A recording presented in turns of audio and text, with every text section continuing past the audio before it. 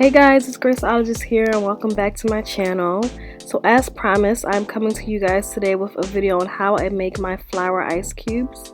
If you haven't watched already, I did upload some videos on how I made my flower wall, also on how I made my Bohemian style picnic table, and also a video on how I made these floating candle centerpiece vases.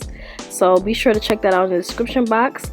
But today I'm going to show you how to make these flower ice cubes. Keep on watching.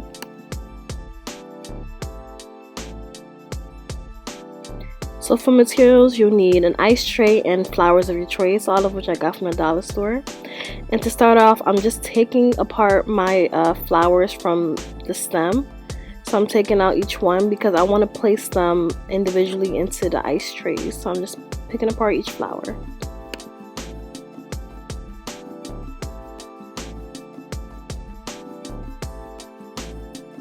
Now I'm just going to place each flower face down inside the ice tray, and what I'm going to do is I want to create different layers.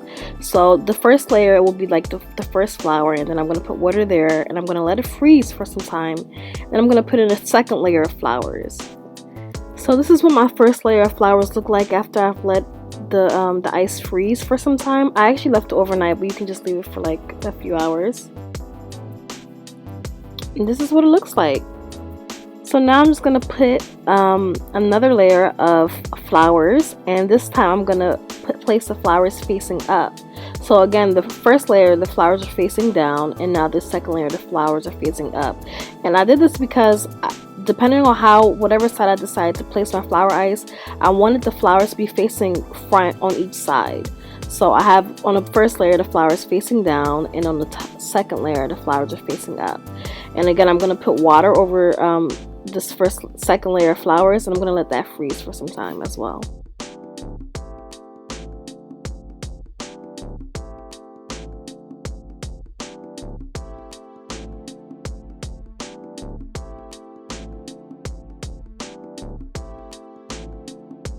And there you have it, flower ice. It was just that easy. So I hope you guys enjoyed this video, and I will see you guys next time.